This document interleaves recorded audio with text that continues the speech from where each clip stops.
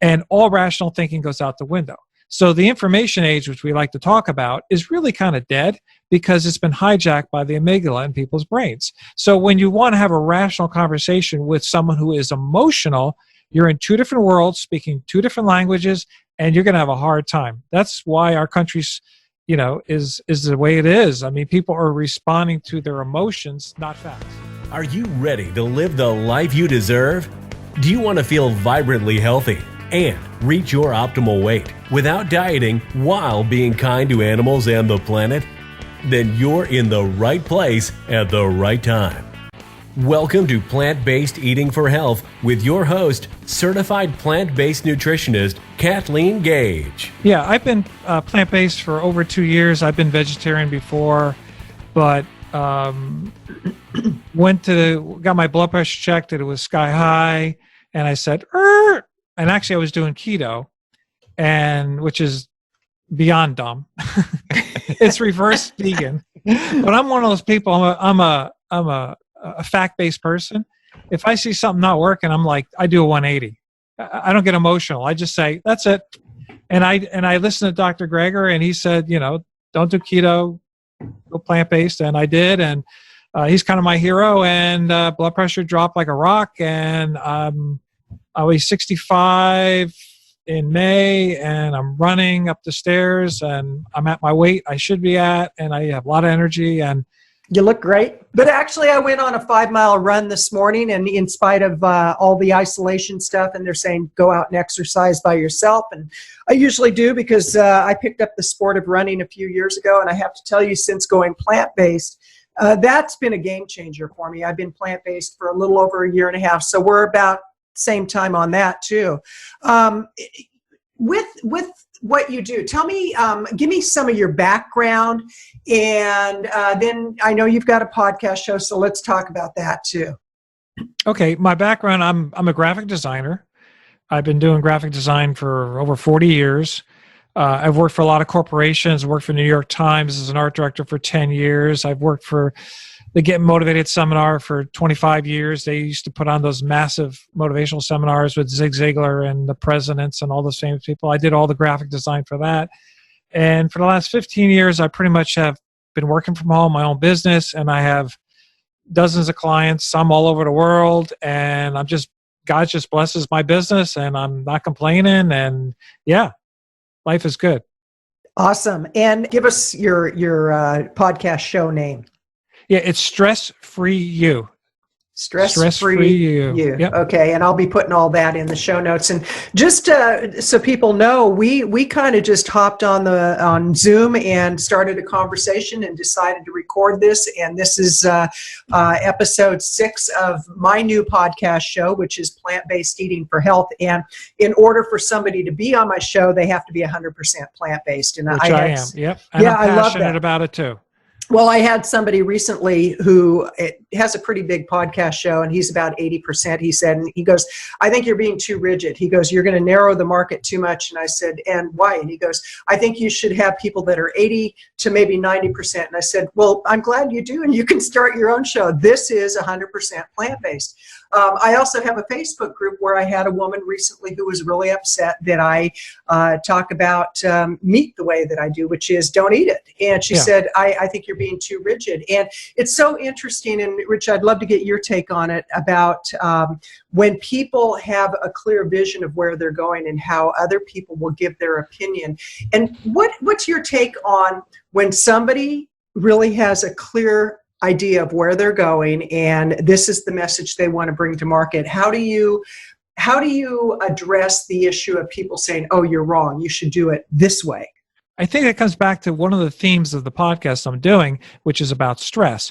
And you and I are old enough to remember back in the day when mom and dad sat us down and had a chat, we would listen to them. But nowadays, people are so jacked up in stress. And what happens is when you're in stress, you're in fight or flight or freeze. I call it the F3. It's like a tornado. And what that does is your amygdala takes over, and that's the part of your brain that runs a fight, flight, or freeze. And all rational thinking goes out the window. So the information age, which we like to talk about, is really kind of dead because it's been hijacked by the amygdala in people's brains. So when you want to have a rational conversation with someone who is emotional, you're in two different worlds, speaking two different languages, and you're going to have a hard time. That's why our country's, is the way it is. I mean, people are responding to their emotions, not facts. Well, and I'd love to get into the whole area of how our food impacts our stress level. I recently read Fast Food Genocide by Dr. Joel Fuhrman, and he talks about the direct link between processed foods, junk foods, and violence, ADHD in kids, the shootings in schools. I mean, we can look at how violent of a society we've become. And if you reverse engineer it and you look at what goes on in factory farms, which I definitely want to talk about that today, but what's your whole take on how people can minimize or at least control their stress by what they eat? I would actually go reverse from that. I think people eat the way they eat as their go-to. When they get stressed, everyone has a go-to. And someone may, like you went for a 5-mile run today. That could be your go-to. It's a healthy go-to. A lot of people, they're not going to do a 5-mile run. They're going to do a 5-minute, drive to the first window that they can get something out of a paper bag that gets instant gratification. They want their dopamine hit. And I'll get into that later if we have time. But so that's the thing, is that people are eating this way. And I know people. I have very close people that will walk through a kitchen of food that's totally prepared, delicious homemade food, and order out a takeout thing, and it'll come up by a car. And I'm like, and it's free, and yet they're still paying for it. So that is not because they're making bad food choices. Their bad food choices are because they're stressed out, and that's their go-to. It's not a habit. It's the go-to. They are at a level that is so high in stress. And basically, we know. I mean, the technology, the games, the news, everything. Go. Our jobs, and millennials especially. They're really hit with the stress level because they're kind of rebelling against what their parents did, and they don't even realize that. And that's part of why they rebel. And then on top of it, what you're saying is about the food they eat, which keeps them in that cycle all longer. It affects their brain, their brain able to communicate, because now their intestinal tract, their microbiome is all messed up because they're putting GMOs in there, the sugar, the highly processed foods, the trans fats, and all that kind of stuff. All the additives they put in there, which we don't even want to know about. And now that's going to affect, the gut bacteria, which is your second brain. So it's a mess. Yeah. Well, and if you just look at the whole domino effect of everything that's happening right now, and I believe that the COVID-19 is kind of the straw that broke the camel's back. And absolutely, we've known it's been coming for a while. And for people to say, well, how did this happen? Where did it come from? It's like, well, take a look at behaviors, because our healthcare system is already it's broken. I mean, there's no two ways about it. The amount of diabetes, heart disease, high blood pressure, obesity that we're dealing with. And what I find interesting is that the majority of people that are being diagnosed with COVID-19, they are already at risk. They have underlying causes. And so for people to act like they don't know what's going on, part of what I've really come to terms with is I'm going to do whatever I can to raise awareness. And I know that I'm going to upset some people in the process, but I'd rather upset somebody. It's like watching somebody drown and you sit and go, I think you should come out of the pool. I really don't think. No, you grab them, you pull them out, you do whatever you can to rescue them in that moment, and then you hopefully educate them on better skills for swimming. It's the same with the way we eat, our lifestyle. Now, you mentioned that you dropped some weight with going plant-based. Tell me about that. Yeah, actually, I was doing keto for a while, which was reverse plant-based. I dropped weight with that. But then when I went off keto, which was the smartest thing I've ever done, it was the dumbest thing I ever did to go on it, and it was the smartest thing to get off it. I've kept the weight off. So it's basically going plant-based. Again, cola, sodas, and cookies could be plant-based, technically. Right. But it's whole food plant-based. And that's what I try to eat a lot of. I eat very little processed food, and I just feel better. It just, yeah. And I think, it brings your body into balance. Right, And, right. and when you're in balance, everything works. If you get out of balance, then you're constantly trying to cope and make amends to some other way. And what you were talking about before, Kathleen, was our healthcare system. It's really not a healthcare system. It's a sick care system, as you know. And we don't have a health care crisis. We have a health crisis. Right. And so, yeah, I mean, theoretically, people should only be going to the doctor once a year to get a physical. And if someone has an injury, like, they get a trauma injury, something like that. Other than that, or have a baby. That's not going to be happening on this end for a number of reasons. Well, obviously, but I'm just saying, I'm just saying that's really what it's there for. Right. Yeah. Absolutely. Absolutely. So I'm talking with Rich Taylor right now, and we're talking about plant-based eating, how to minimize stress. And let's talk about some ways that people, during not only what's going on right now with all the stay at home and the whatever they want to call it, it's like you really shouldn't be going out in public right now. What are some ways that people can manage their stress? Some real easy things that they can implement? Well, we have a podcast called Stress for You, and we have a book coming out in about a month or so. And we've created this thing called stress switches. And stress switches are things that we've turned on in our life that cause us stress. And a lot of them are hidden in plain sight. And it's kind of a new concept, and it's really helped me and my co-author and all that stuff a lot. And that's why we want to get this message out. But I'll give you one stress switch that you can turn off that makes a big difference. Turn off the news. Turn off any form of the news. The news before 1980 was 30 minutes a day. National news. So it's 30 minutes a day, put in commercials, about 18 minutes. That's all the news there is 18 minutes a day. Okay.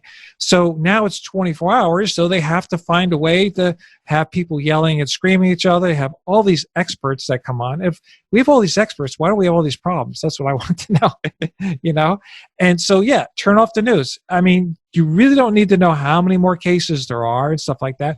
I almost never watch the news, and I am vigilant about it, and I'm not stressed out. I am not stressed out. It is extremely stressful. And then you add in the political situation, the Republicans hate the Democrats and all that kind of stuff. And all these networks are they're partisan. So they've taken people's stress, turned it into hate and anger, and that's how they get people to keep watching their network. So certain networks are liberal, certain networks are conservative, and they all play to that. And now one network, if the president happens to be a Democrat, the Republican-leaning or conservative networks are telling stuff that's bad about the president. So like, hey, I hope we find something bad about the president so we can get impeached or get out of office. And it doesn't matter what side it is. They both do it. They're both guilty of it. Turn off the news. That's a stress switch. Turn off the news. I'll give you another one, very controversial, that I do. I've always been a football fan. Every Sunday afternoon, I watch football, and I live in Tampa, so Tampa Bay Buccaneers. And the Buccaneers especially, they're like, if you watch the last 2 minutes of the game, it'll drive you nuts. If you watch the whole game, you'll be totally crazy because they're like always either win or lose in the last 2 seconds. And you're on the edge of your seat the whole time. So here you go. You work 5 days a week. We're all stressed out, working. Saturday is your honeydew day. You go to the soccer games, you cut the grass, do stuff around the house. Sunday, if you go to church, or if you don't go to church, you maybe sleep in a little bit. Sunday afternoon, the day before you go back to work, you spend 3 to 6 hours stressed out in fight, flight, or freeze mode, mostly men, yelling and screaming at the TV. And if your team loses, you're really bummed out. And then, so you're going to go back to work the next day. You should be not in fight, flight, or freeze. You should be in rest, digest, and restore. That's the parasympathetic nervous system. That's how we're supposed to be operating in 99.9% of the time, except when there's a stress event, like a mean dog starts chasing you on your morning jog or something like that. That's what the sympathetic is, fight, flight, or freeze. So those are 2 stress switches right there that I've turned off. So my Sunday afternoons are so peaceful. They're so relaxing. And it's so, we can turn most of the stress that we have in our life is self-induced. So the good news is we can turn it off. We turn off these switches. And in our book coming out in a month or so, we have over 100 stress switches identified that people can turn off. And give us the name of the book again. It's the same as a podcast. It's called Stress Free You. Excellent. And it'll be available on Amazon and on your It'll be website. on Amazon. Okay, Yep. we'll make sure people know about that. They can pre-order it. Is that possible? Not yet. Not yet. Okay. Well, let's talk about some morning routines that people can do to minimize their stress. Because as I was running today, it occurred to me that outwardly we do have quite a few restrictions right now, and if we're complying to those, it's pretty restrictive for a lot of people. And then there's those of us that it's like, okay, just business as usual, and stay at home and don't go out and party, things of that nature.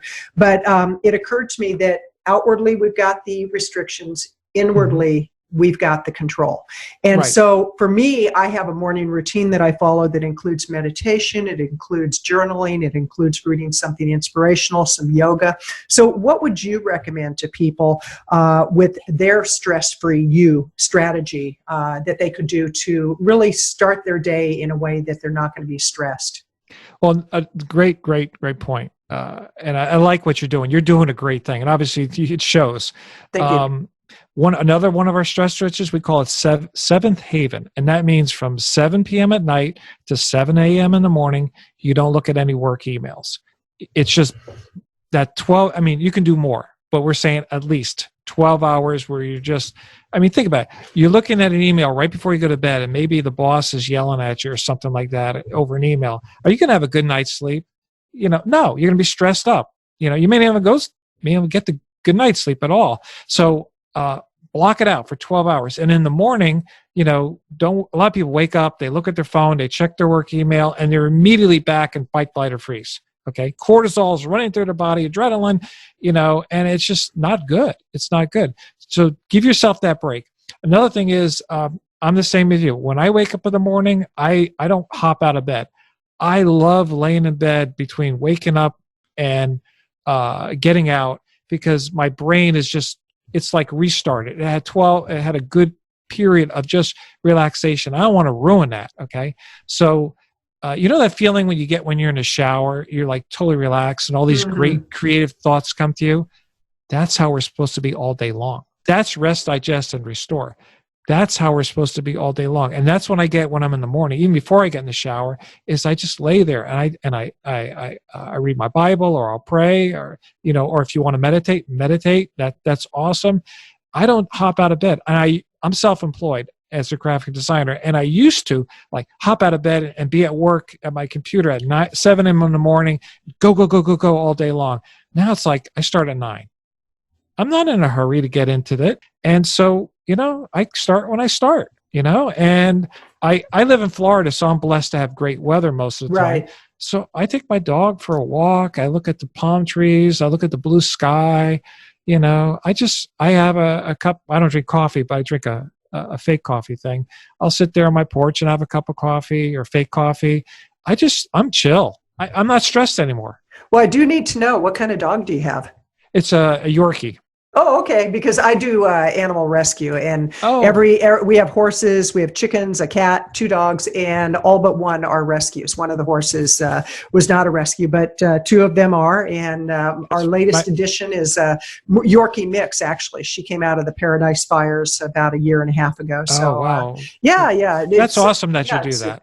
That's Well, really I feel pretty blessed, and I know that my animals really keep me in check with, hey, we've got to eat at a certain time. They're all about routines, and when they see that leash that we're going to go running, or click jingle the keys, they know we're going to the park. So it's good. Now, what are some foods? You have a lot of knowledge on food and stress. What are some foods that would help people with their stress? Well, I would start with foods that would not help you with your stress, Okay. which is sugar. I haven't had sugar in like 30 years. I mean, Wow. I might have like a breath mint, or I like these gingin. They're like ginger candies. They're like real spicy. I'll have like one of those type of thing. But like cake, cookies, ice cream. Well, I don't do ice cream anyway, but I don't do sugar. I mean, it's just not good for you. We're not designed to eat that kind of sugar, especially the refined stuff. So I would stay away from and the processed food, because it's like you don't know what's in it. You really don't know what's in it. And even if you did know what the stuff was, all those complex names and ingredients list, you wouldn't want to know. You wouldn't want to eat it. Yeah, so stay off that. And what I eat a lot of in my morning, the way I start my day is I started with water and fruit. And I find that if I keep my fruit separate from other food, my digestion is much, much, much better. Some people can eat it with it, but I'll wake up in the morning and have like a whole grapefruit. And I got to tell you, I live in Florida, and for years, I love grapefruit, but I was doing it all wrong. For some reason, someone says when you have grapefruit, you got to cut it in half, then you got to cut the little segments out. It takes 2 weeks to eat a grapefruit. It's ridiculous. So now I cut the grapefruit in half and I cut it like an orange and I eat it like an orange. It's like having a big orange. Nice. Yeah. But for like all my life, I've been eating it wrong. It's just like, So yeah, eat your grapefruit like an orange and it's a lot easier. So I'll have grapefruit. I have like blueberries, strawberries, an apple, maybe a date. And that's my morning routine. Fruit's going to give you energy. Fruit is designed perfect because it has the exact amount of fiber in it to balance the fructose. Fructose by itself is not healthy. Like drinking fruit juice is not good. I'm from Florida. I know I shouldn't be bashing orange juice, but don't drink juice. Juice is just basically fruit sugar. And the fiber is the antidote to the fruit sugar. So that's why, when fruit was designed, it has everything in it. And just think, the riper it gets, it has a certain amount of fiber to balance that out too. So yeah, I eat my fruit in the morning. I wait an hour before I eat anything else. And then I'll eat like carrot chips with hummus or guacamole. And if I want some protein, I know this whole protein myth that all us plant-based people we're not getting enough protein. Well, then how do elephants get protein? Absolutely. How do cows get protein? Well, it's the blue whale get a protein? What I think people should take a look at also are the bodybuilders who are plant-based and vegan, where I have a friend who just went pro in bodybuilding, and he's been vegan for about 4 years. He leans really heavily towards whole food plant-based. And I mean, the guy is built like a Greek god, and he's got more than enough protein to keep him going. And he always says, I haven't died from lack of protein yet. And I think that sometimes people say, well, I'm not an elephant, I'm not a gorilla, I'm not this. And it's like, well, the gorilla, that's debatable at times, but that's a whole different story. But I think to look to people who, like ourselves, we're in our mid-60s and really healthy. We're living vibrant lives. And so for people to really look at, okay, what is working? And which really leads into the whole question about people not being willing to give up meat because they like the flavor or whatever. And this whole issue about factory farming. We know, it's been documented that these viruses come directly from wet markets and from factory farms. What can you say about the whole factory farm issue to help people to realize that maybe that's going to be causing them more harm than good? I'm going to preface that by saying this whole thing about meat is really, meat doesn't have any flavor. Meat only has you're right. You are right. Meat only, it's muscle. Meat only has the flavor that you put on it. You are so correct. You can put that same flavor on vegetables or on starches or on, jackfruit if you want. And this thing about meat, my wife and I were in North Carolina, and it was our anniversary, and I said to myself, am I missing something? We were at a restaurant, and I always order plant-based. This is in November. Am I missing something? I'm going to order a hamburger. I haven't had one in like a year and a half. Am I missing something? You know what I mean? I was just one of these crazy moods. I ordered it. I'm like, you know what? That was the blandest thing I ever ate. It was ground up muscle. It was terrible. I mean, my reaction to that, I'm just like inside, I'm just going, oh, how could you do that? But I get, it's like sometimes we have to, once in 2 years is not going to hurt anybody. Right. Yeah. And it just reinvigorated my passion. Like, don't eat it. Right. You can get the same flavor and texture from, plant-based foods. And Absolutely. Factory farming, first of all, it's so cruel what they do to these animals. I mean, why are people's cats and dogs, if someone did that to a cat or dog, they get arrested. Mm-hmm. And yet you can do it to cattle. You can do it to, they make these pigs stay in these confined places, standing up in their own waste their entire life. They do that to a lot of the animals, chickens and stuff like that. And, it's first of all, it's extremely cruel.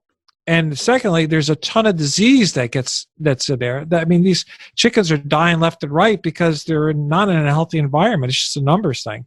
And they're living in their own waste and stuff. How can that be healthy type of thing?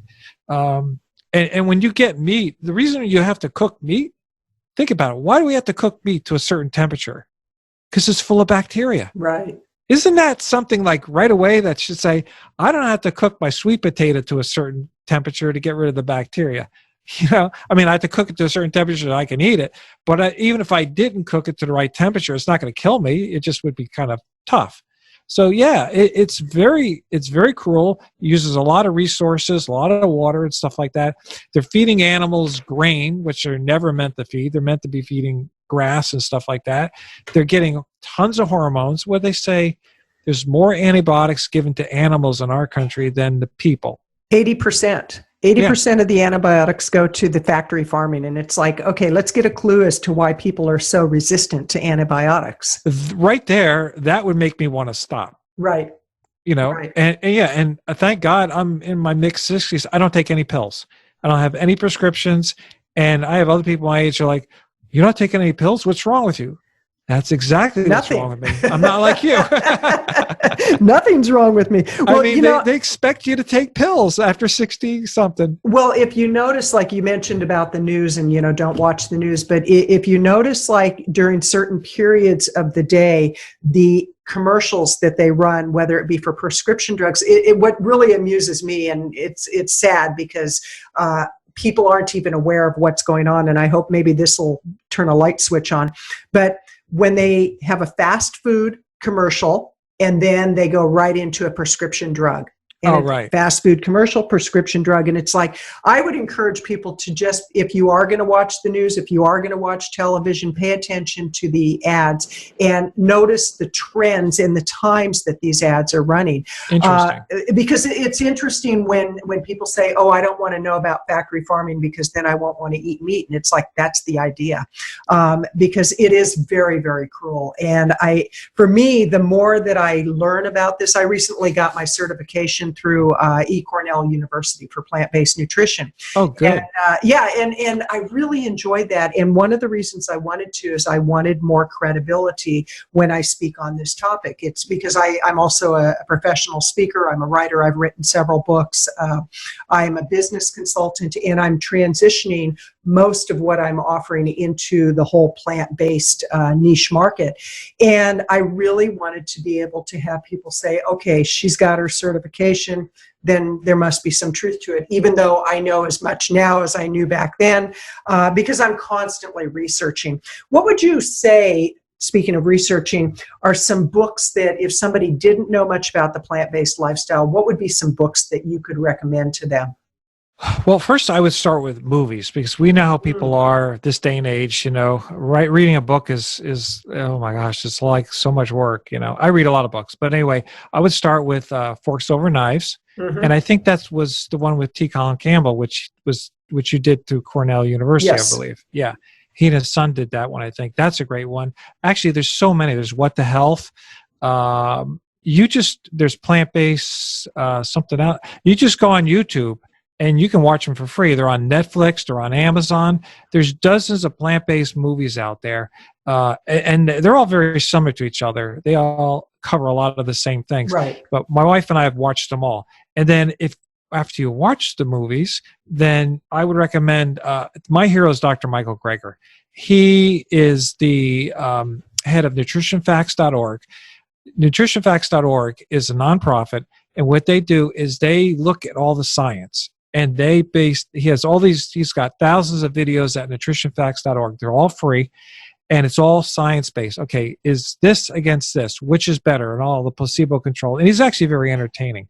And they're not that long. They're 5 to 10 minutes long, so you can just watch them. And it really educates you a lot on the science behind it. It's not emotion. It's the real science. They do a lot of tests. And then on top of that, he's got 2 books. One is called How Not to Die. And then he came out with a new one called How Not to Diet. and they're both great books. I've got them both. I would show them to you, but it's holding up my camera right now, so I can't pull it out. Yeah, those are good ones there. And I'm trying to think of any other ones. Those are good. There's a lot out there. Joel Furman's got a lot of great books.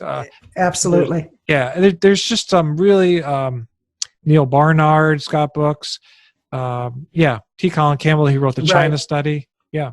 I've read all of those, and the resources are out there if people really want to have access. Oh, absolutely. And a lot of it, even the books, you can get for free. I mean, you can go on eBay and buy them at a very discounted price. So it's not as if they're not available, and so the information is out there. And I'm really hoping that with what's going on right now with COVID-19, that there are people that are actually more willing to make lifestyle changes. I know that, interestingly enough, this is a very stressful time to quit smoking, but I know people that actually within the last week have quit smoking, and they're just like, okay, I'm done. And I'm really hoping that with animal-based products that people will say, I'm really done. And not just for the health of it, but for truly the animals, the environment.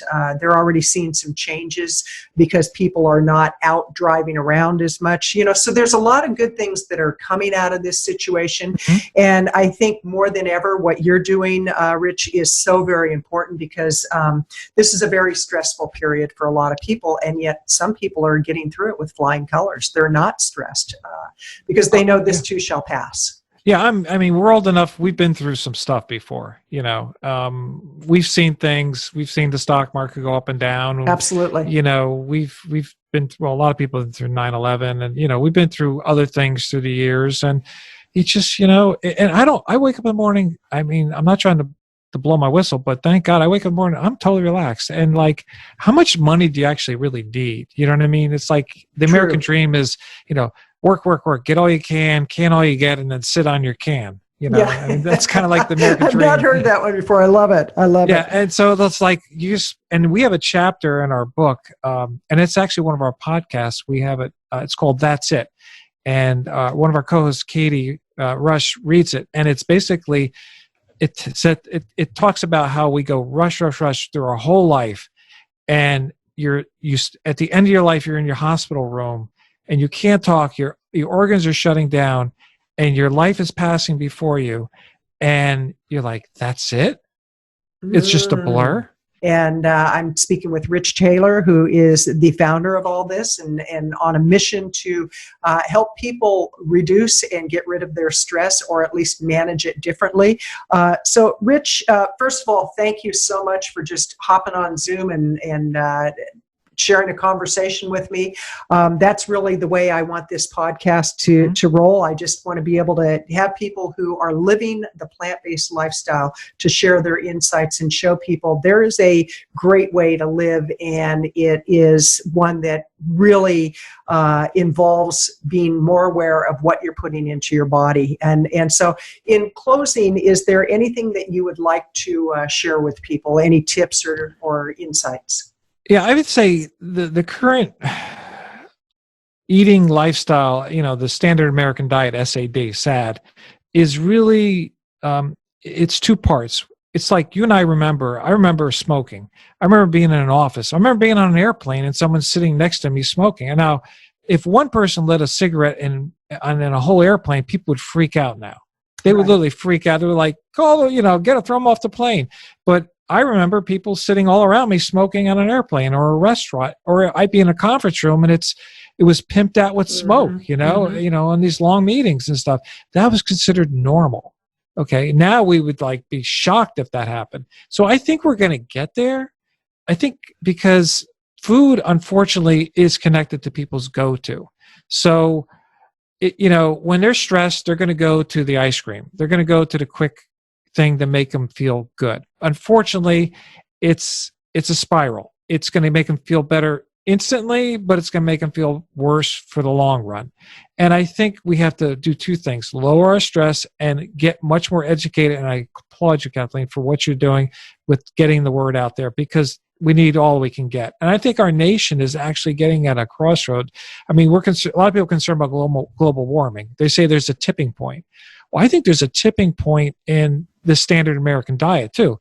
I mean, you're seeing the obesity rate skyrocket, and you're seeing a diabetes skyrocket. Okay, well, 99% of all diabetes are preventable. Right. They really are. I mean, I know there's some cases that aren't, but genetically maybe. But face it, most of them are, and we can get to a point where we'll not have enough money to pay for the health issues that we have. So I think, as much as global warming is a problem, I think, the obesity epidemic. And I even heard one guy say, and I don't know if this is true, and I hope it isn't, but he said, in China, a lot of the men are affected more than the women because half of them smoke.